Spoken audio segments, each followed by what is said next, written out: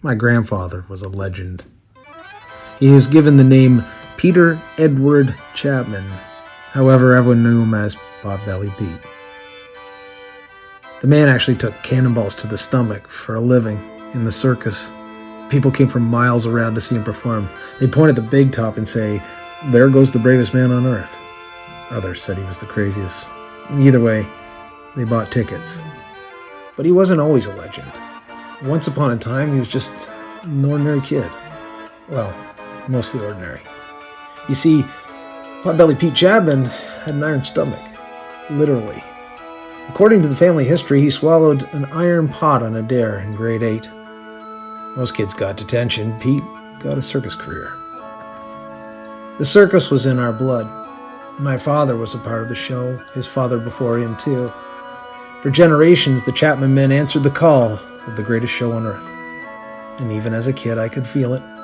Deep down, I knew the circus was my destiny. There's just one problem: my mother.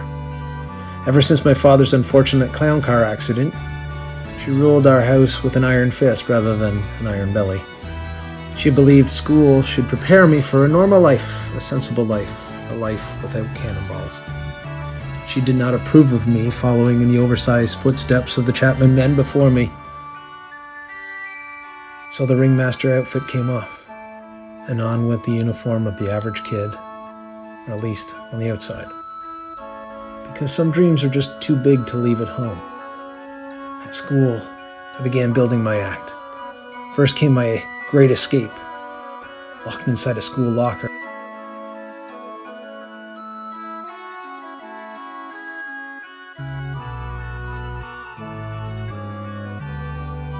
Worked perfectly.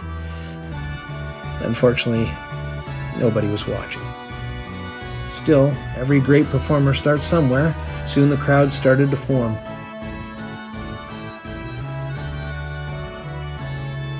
My juggling act attracted at least one loyal fan, which was one more than before. And then came the card tricks.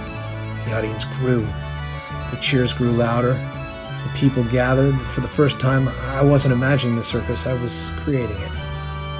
I could feel generations of Chapman showmanship pumping through the crowd and coursing through my veins. This was my calling. That night, I dreamed of the family circus. And from somewhere beyond the big top, I heard a familiar voice. "Follow your dreams, kid. It's the greatest show on earth." And I did.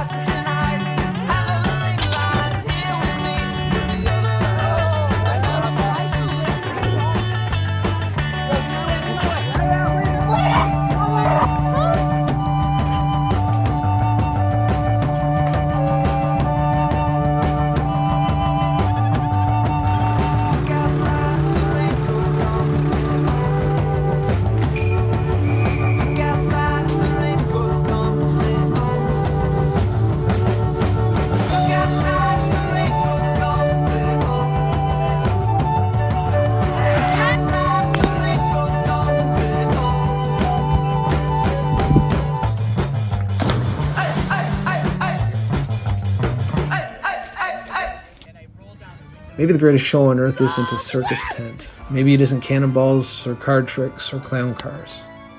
Maybe it's this.